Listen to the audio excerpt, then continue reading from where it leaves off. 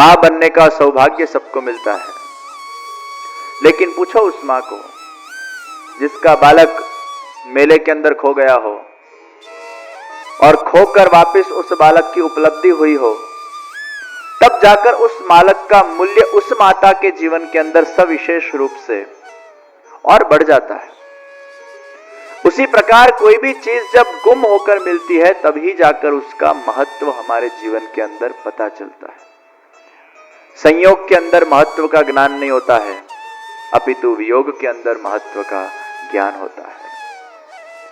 Importance किसी का अगर जानना हो तो उसकी जब अनुपस्थिति होती है, एब्सेंस होती है, तब जाकर पता चलता है ये व्यक्ति के जीवन के अंदर क्या रौनक थी। वो होता है तो टेकन फॉर ग्रांटेड लिया जाता है, वो नहीं होता है तो पता चलता है ये कितना बड़ा व्यक्तित्व था जो हमारे जीवन में से निकल गया है।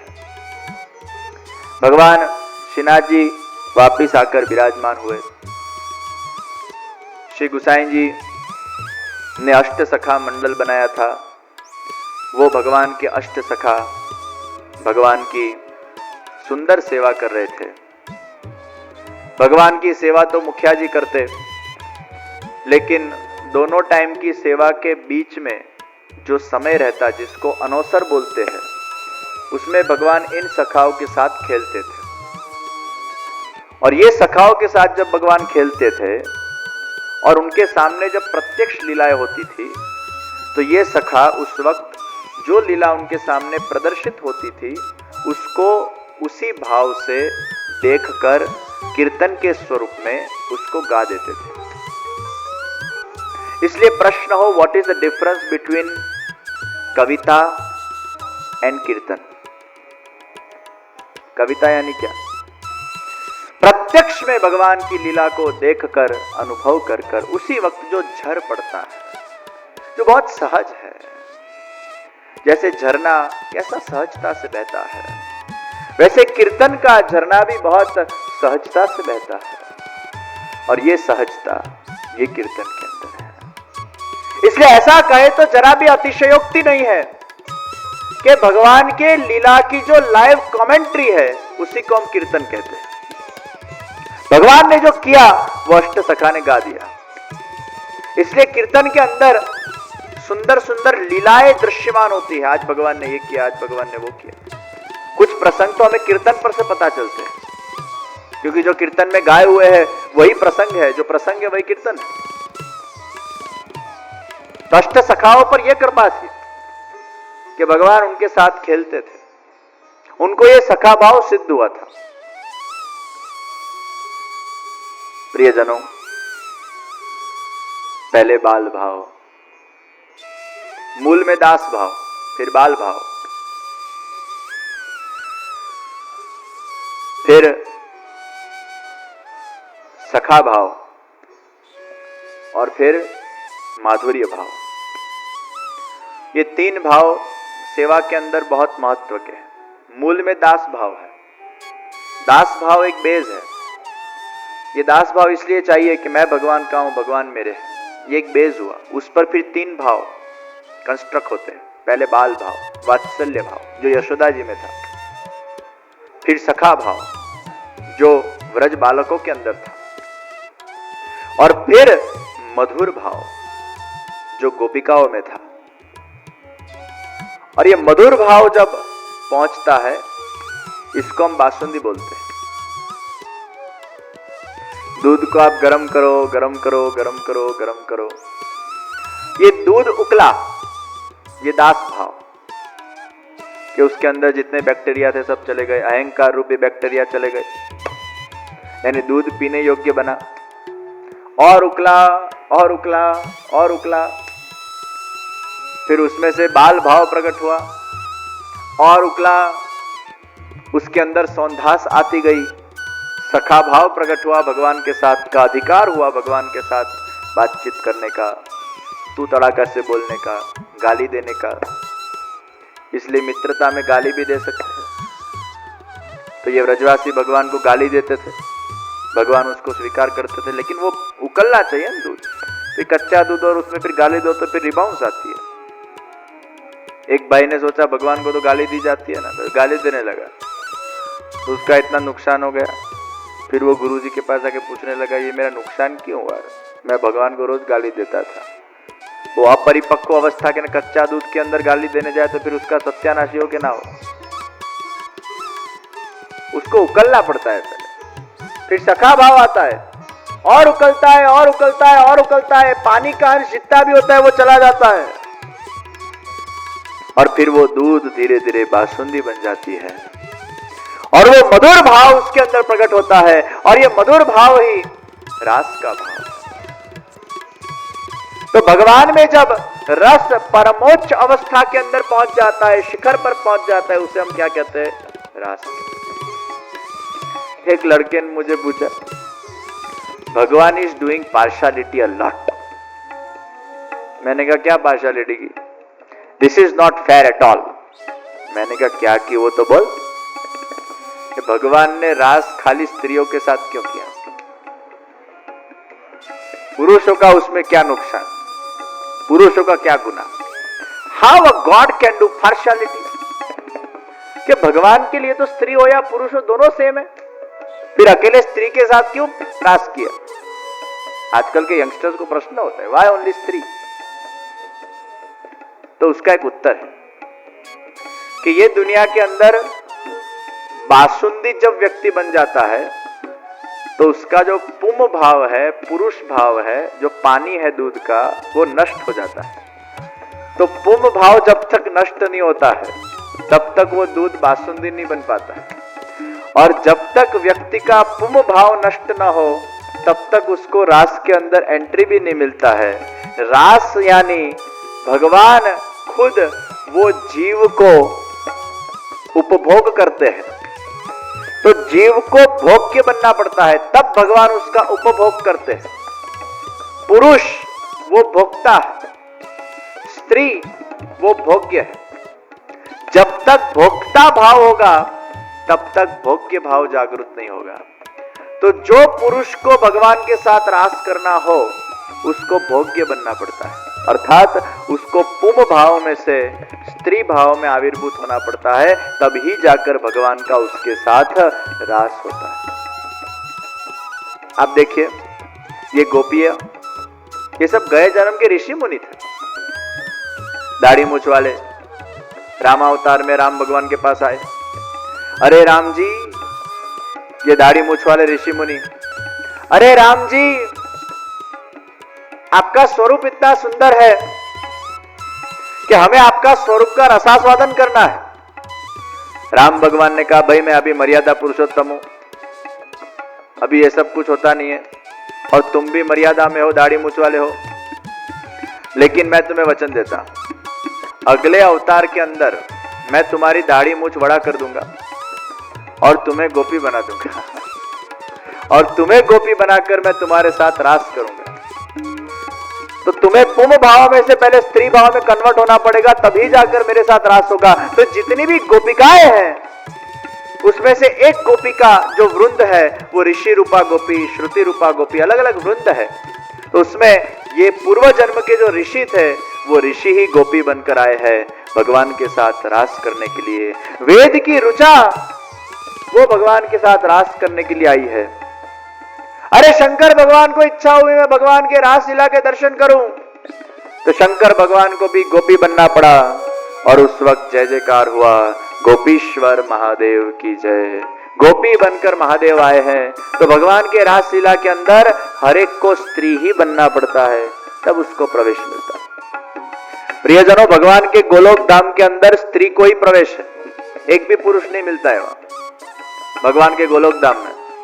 यानी अभी कोई मर्यादी आपको दिखे जो भगवान की बहुत सेवा करता हो और वो जब भगवान के गोलोक धाम में जाएंगे, हम लगते हैं ना कि गोलोकवासी पिताजी, पर फिर वो अगर भगवान के बहुत बड़े निज भक्त हैं तो गोलोक धाम के अंदर वो स्त्री बन जाएंगे। यानी जितने मर्यादी हमें दिखते हैं वो सब स्त्री बनने वाले ऊपर जाके। वो पुम भाव को नष्ट करना ही पड़ेगा। इसलिए आपके वहां जब कोई स्त्री का जन्म हो, अर्थात पुत्री का जन्म हो, तो सौभाग्यशाली मानना, क्योंकि सबसे ज्यादा अगर भगवान को कोई पसंद हो तो वो पुत्री पसंद है। क्योंकि क्या है, उसके अंदर स्वतः भाव जन्म जाता है ये पुरुष को फिर कन्वर्ट करना पड़ता है, वो लंबा प्रोसीजर हो जाता है। लेकिन स्त्री के अंदर तो वो भाव है ही, खाली उसको जागरूक करना पड़ता है।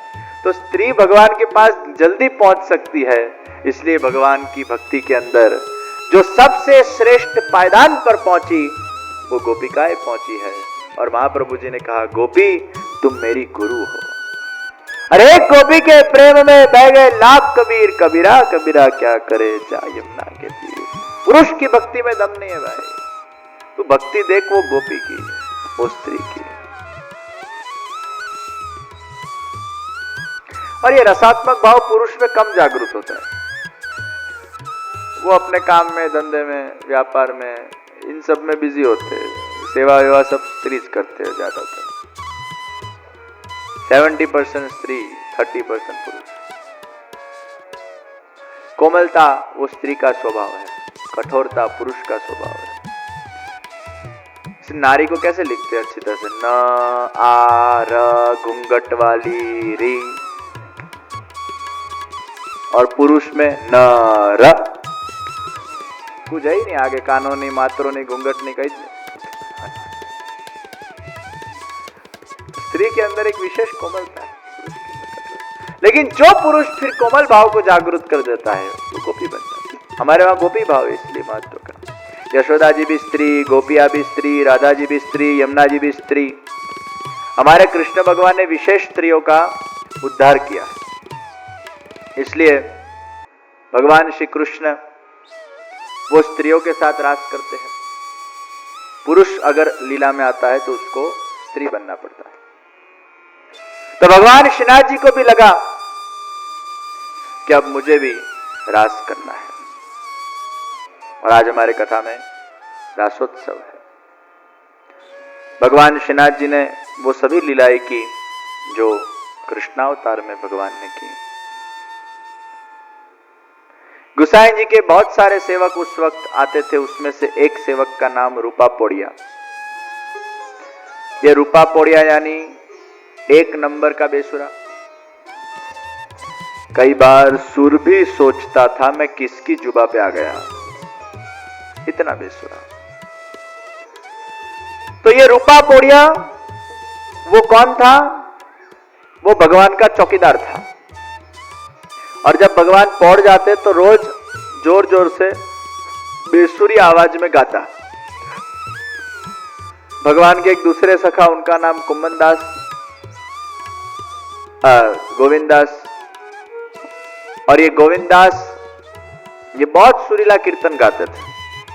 तो एक दिन हुआ ऐसा कि गोविंद दास कीर्तन गा रहे थे और ये रूपा पोड़िया भी कीर्तन गा रहा था। तो दोनों का आवाज क्लैश हो रहा था, केओस हो रहा था। तो गोविंद दास चिड़चिड़िया, उसने जाकर रूपा पोड़िया को खखड़ाया, ए रूपा इतना बेसुरा मत गा, चुप। तो रूपा बेचारा चुप हो गया। फिर दूसरे दिन की सुबह हुई, गुसाई जी ने देखा कि लाला की आंख लाल है, जैसे पूरी रात सोए ना हो। इसलिए फिर पूछा, आपने पूरी रात का उजागरा किया है, जागरण किया है, सोए नहीं हो? ये तो आवे कोई गुजराती शब्द है बाकी बहुत ले तो હવે એવું જાગરણ યાદ ના ઉજાગરો તો બધું એક જ થયું બધા યાદ આવવું જોઈએ ને બધું શબ્દ ને યાદ કરવા જો તો બોલાય જ નહીં મારે આપણે ગુજરાતીના વચ્ચે ઇંગ્લિશ શબ્દ મૂકીએ ત્યારે વાંધો ના આવે હિન્દીમાં ગુજરાતી કેમ ના મૂકે હા એટલે આપણે સ્ટાઇલ નથી બોલતા આ મારું સ્ટાઇલ છે તો ઇંગ્લિશ નહીં બોલા બીચમાં તમે આનંદ કરો ને ભાઈ એ બહુ શબ્દ પર ધ્યાન નહીં આપવાનું મારું કામ બધું સહજ કામ છે આવે બોલતા રહે વિચારી વિચારે કોણ હવે એનું ટ્રાન્સલેશન શોધવા જો તો અહીં મારાથી બોલાય જ નહીં બરાબર જે આવે બોલી કાઢવાનું હવે જાગરણ યાદ આવી ગયું તારે તો એટલી ખરાબ હિન્દી નથી કે મારી ભાઈ શબ્દ વચ્ચે વચ્ચે સરસ લાગતો અમુક શું પેલા હિન્દી શબ્દમાં મીઠાશ નથી આવતી જે ગુજરાતીમાં આવતી હોય વચ્ચે વચ્ચે ગુજરાતી શબ્દ બોલવું જ પડે ભાઈ અમુક તો પેલા ગુજરાતીઓ એવી હિન્દી બોલે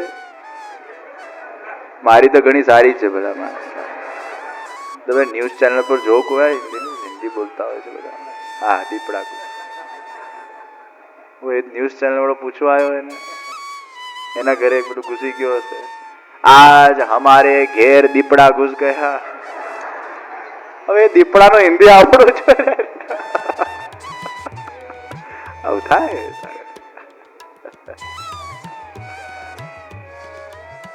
એવું એ નથી વિચારી વિચારીને બોલી શકું એવું નથી. એ તો હું સહજ રાખું છું એટલે વચ્ચે વચ્ચે મૂકી દઉં છું. અડધા ગુજરાતી ને અડધા હિન્દી હોય તો મારે ખીચડું કરવું પડે ને ભાઈ.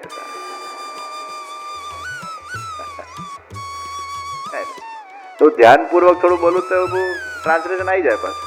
એ તો મારા ઉપર છે. ભાઈ બહુ જ પાછા હિન્દી ભાષી બોલવા થોડું વિચારી વિચારીને બોલું. પછી અહીં તો રિલેક્સ થઈને બોલું.